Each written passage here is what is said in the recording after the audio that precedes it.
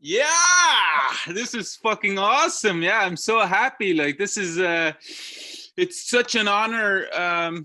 I can't get over it. I'm very moved, very touched. Uh at, at last, this was a dream for me. Like this is something I've wanted for a long time, and now finally I'm athlete of the month at LYO Foods. So um yeah, it's a huge uh, opportunity for me.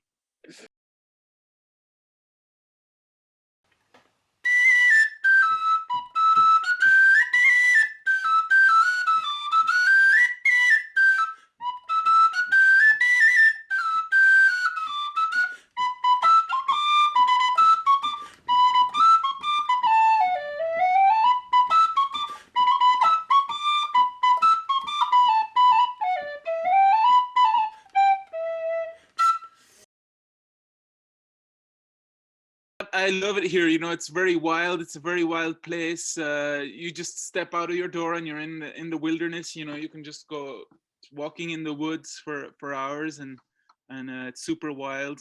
And the weather is wild. It's very windy and cold and rainy and snowy.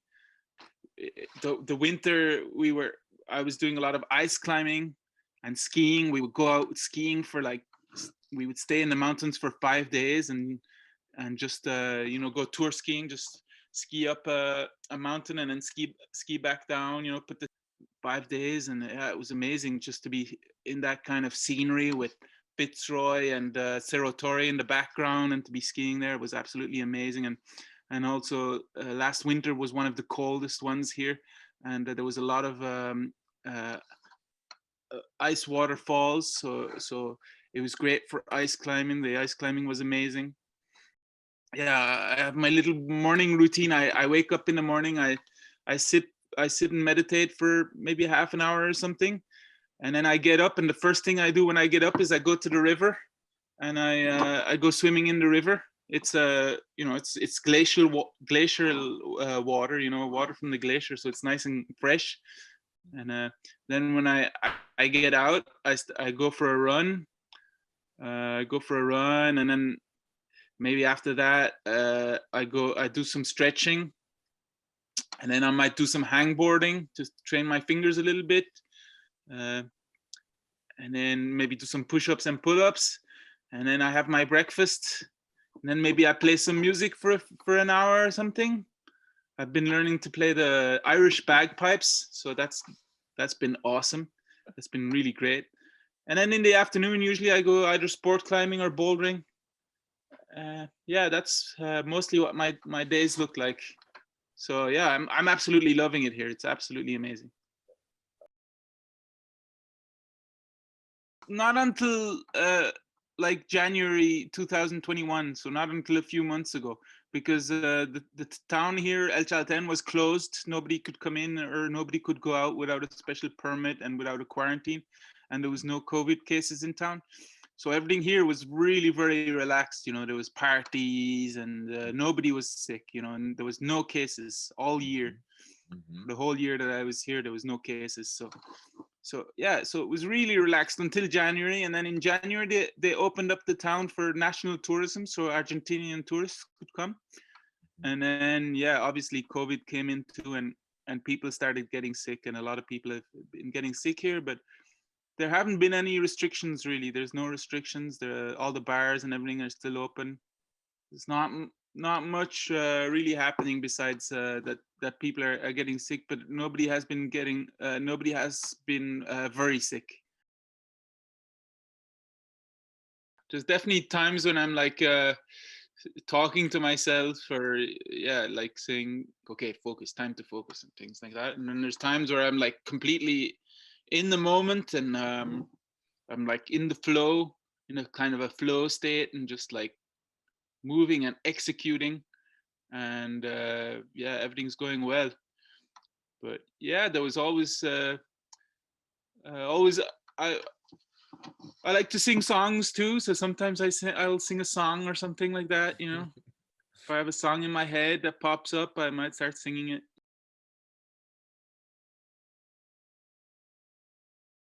I think that would be definitely something I would think about, like, because yeah, it's an essential part of my equipment, and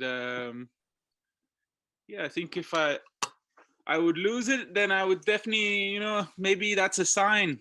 Maybe that's a sign that, you know, it's time to retreat. Definitely, it would make the rest of the ascent a lot more difficult. But luckily on this climb, I didn't lose it. But I have dropped it off El Cap before, off El Capitan, and I kept going without it. But and then somehow it ended up in Camp 4. Somebody brought it back to my tent and put it in my tent because they found it at the base, and they said this can only be from Sean. So they brought it back to my tent and they put it in my tent.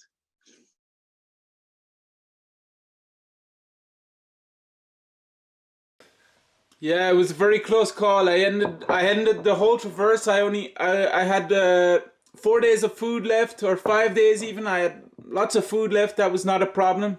But I only had one little sheet of toilet paper, so it was a close call. And yeah, I definitely have some emotional scars from that first expedition, where the wind. It was on Torres del Paine. After 5 days, we ran out of toilet paper, and the wind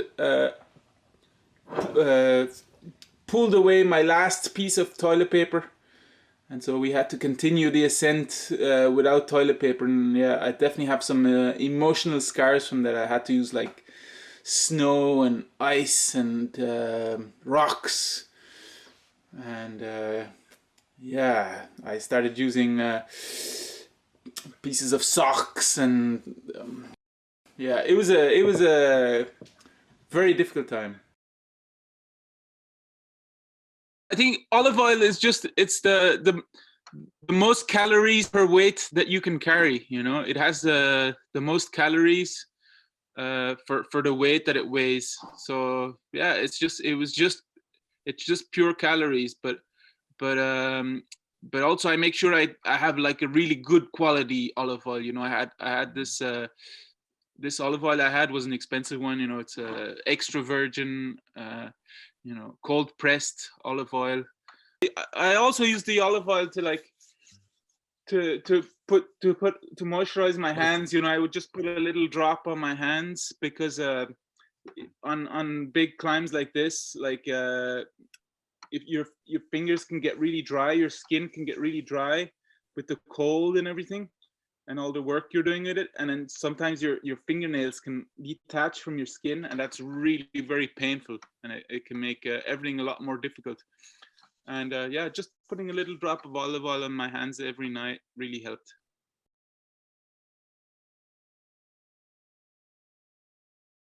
No, like I definitely haven't lost endurance or power. I don't think. I'm still I can still progress in both of them. But yeah, what I think what I've lost maybe is yeah, like time to recovery. Like the recovery is a little slower for sure with age. I can definitely feel that, I think. But yeah, I think I think I'm well, I hope I'm getting wiser. I still have a lot of I still have a lot of wisdom to acquire.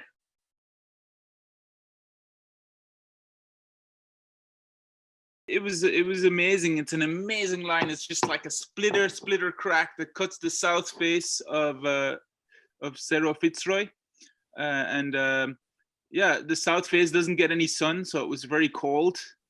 And yeah, there's like 350 meters of sustained off width, like sustained hard off width, like not like number 6 Camelot. So there's a lot of like there was a lot of double fist involved, chicken wings and arm bars, and yeah, it was a big fight. Like you have to fight for every millimeter. You have to fight, you know, and then sometimes your foot would slip and you would slip down a few centimeters, and then you have to do everything you can to like jam something to stop from slipping further, and then it just drains your whole body, this type of climbing, you know. So and then you have to fight to get back up, and it was very cold. It was a very cold window. It was like freezing, and yeah, it was a proper it was a proper fight. It was awesome, but it was great. I was there with John Griffin, and he was a fun dude to be up there with, and yeah, he likes to he likes to climb with music. So he's got these like speakers, these speakers that he's hanging off his harness, and he's playing mostly like reggae music while he's climbing and stuff. So that was kind of funny. Um, it was kind of funny to be up there and all of a sudden you're like hearing this reggae music blasting out of his speakers. I've climbed with Pete and Tom before. I've been to their cellar, you know, the place where they train. So yeah, they definitely taught me a few tricks, and yeah, I've climbed on some like replica offwits before, you know, like these like yeah, I think they're great for practicing the technique and stuff like that. But yeah, and then I've learned a lot from climbing in different areas. Also, La Pedriza near Spain has some really nice cracks and offwits, and then the Czech Republic, Adderspach in the Czech Republic has some, yeah, definitely is a great school for climbing offwits too, and then obviously places like Yosemite and things like that. But yeah, I've definitely made some cracks before with out of wood, you know, and yeah, they're great. They're great for practicing technique.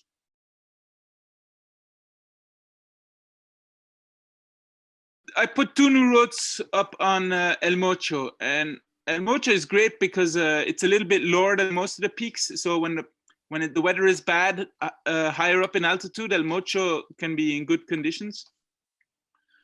But yeah, I climbed 2 new routes, and the first one I called Chalten sin clecas, Chalten without tick marks, because on a lot of the boulders here and on some of the sport climbing, there was a lot of tick marks appearing, you know, when people put like a line of chalk to show where the hole is, and I hate that stuff. I think it's terrible because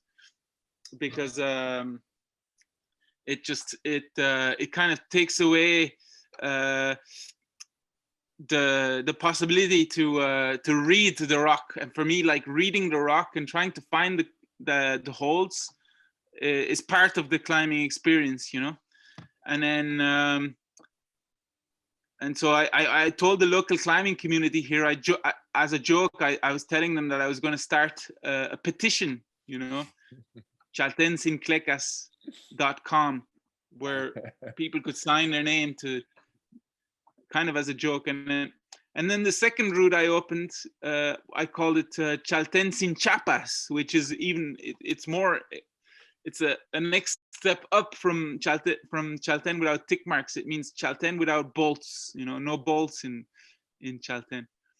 And yeah, it was kind of as a joke, because obviously I also like sport climbing. I don't want it to be 0 bolts in El Chalten, but I do think that people they go to bolts too fast.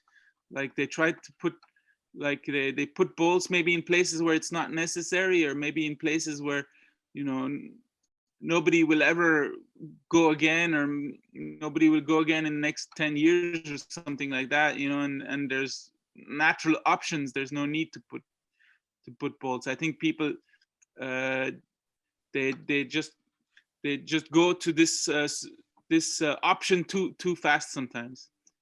And so it was kind of like kind of as a joke, but also to make people think, you know, okay, maybe there's ways of doing things also. So this is a tune that I composed myself. It took me a very long time to compose. It's a very technical piece, and I remember I used to play this as a like maybe 13, 14 year old climbing with Nico, when I started climbing with Nico, when I met Nico at the gym, and I showed him this tune that I composed, and he was very impressed by this composition, personal composition. It's called acid lactic, lactic acid. It's like when you get really pumped when you're sport climbing in your forearms. So this is called lactic acid.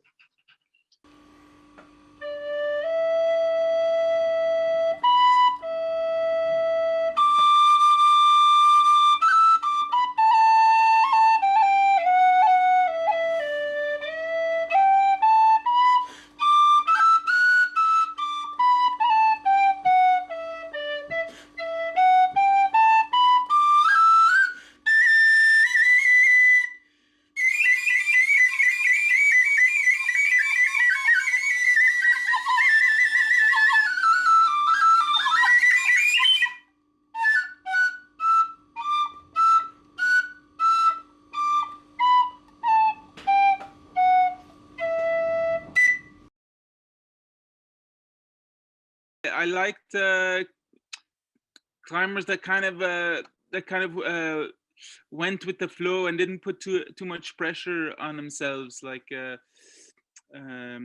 maybe like do you remember Elie Chevieux? He was the first guy to on-site, like 8B plus or something like that. And he was a very mellow guy. He seemed like a very relaxed guy. Yeah, but also people.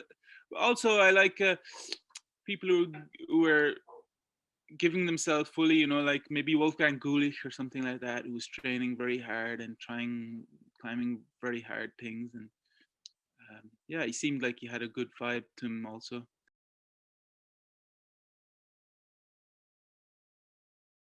Yeah, we had some really good adventures. Like I remember, like in the summer, we used to hitchhike from Belgium to Seus and go climbing in Seus. And we would meet up at the climbing gym, our local climbing gym in Brussels, where we used to climb every day.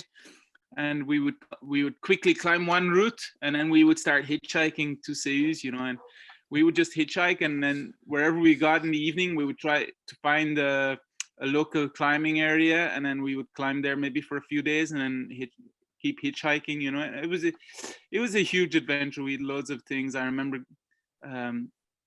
getting stuck in storms at night and getting completely soaked. And I remember there was one night we slept in a toilet next to the road, you know, and in the morning, some guy, the cleaner, walked into the toilets, and he saw us sleeping in the toilet, and he just looked at us, and then he didn't even say a word. He just closed the door and walked away.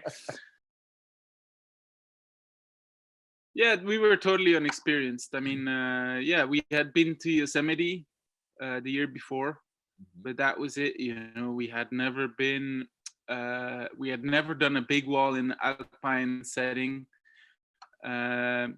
You know, we'd never walked on a glacier before. We were, you know, learning to walk on a glacier and learning about the alpine setting. We were very inexperienced. Like I remember when we got to Torres del Paine, you know, we spread out all our gear, and we had all new gear, because that's what we had, you know. We were starting big wall climbing, so we had new haul bag, new gear and stuff like that. And Steve Schneider, who's a veteran, you know, who has done lots of big walls in Yosemite and in Torres del Paine also, you know, he looked at our gear and he's like, but are you guys big wall virgins? You know, you guys are big wall virgins. And we looked at ourselves and we're like, well, actually, yes, you know, we're learning, yeah. So yeah, we were very inexperienced. I think I still can't get over it, like how lucky we were with those first expeditions, like, and yeah, that we even managed to do Riders in the Storm was incredible. I think we just had a lot of passion and a lot of drive and motivation, and yeah, that's one of the most important things, you know. Not really. I mean, there's still many places that I would like to go. maybe like Antarctica or something like that would be amazing, because that's like the most isolated place in the world, you know, and there's some big walls there, and the conditions are very hard. It's very cold. It's very far away, very difficult to get to. So yeah, maybe Antarctica, I suppose. Obviously, I don't climb to get these prizes or this recognition or whatever, but it's a good recognition, mostly for the for mainstream media and stuff like that, to get, you know, at least, you know, they have some kind of reference. For me personally, it's not that important at all.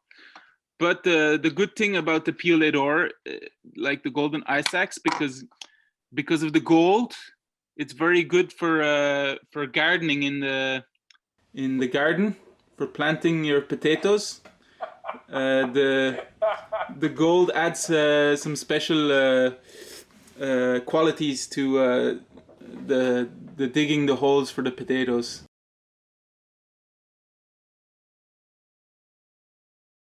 No, not really. I mean, even to us, it was a surprise that we got the Piolet ore. You know, we never thought that we could possibly get the Piolet ore. You know, I mean, on those climbs, we didn't even use an ice axe. You know, it was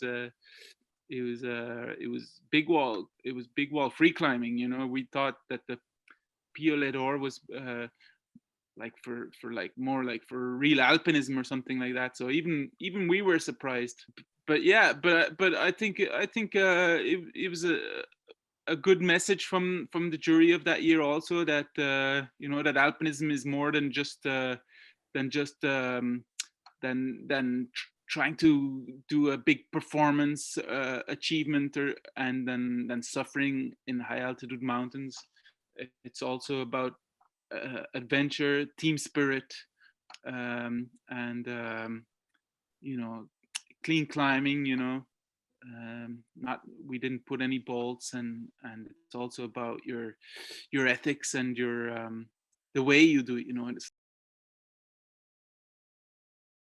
what straight away, what I really liked about the thing that was very important to me, and what I really liked about LYO Food, and that I find very important, is that they just use like natural products. There's no like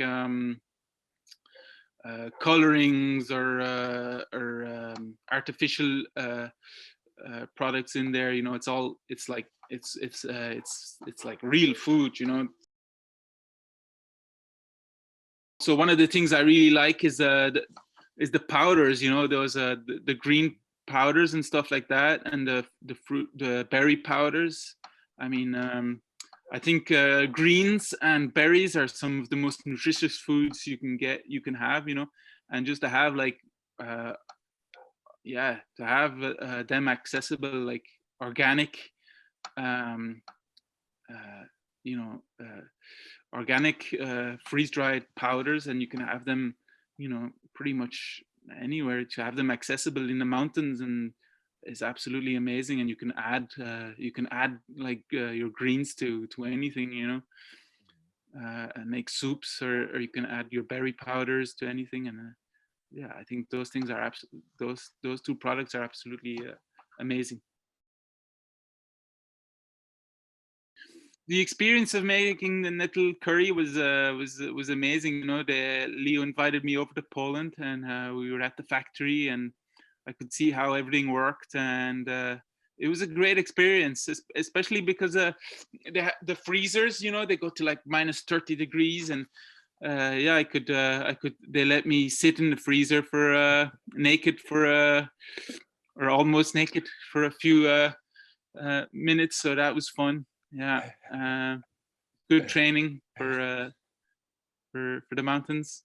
So yeah, I'll do that experience again. Yeah, I'd be happy to.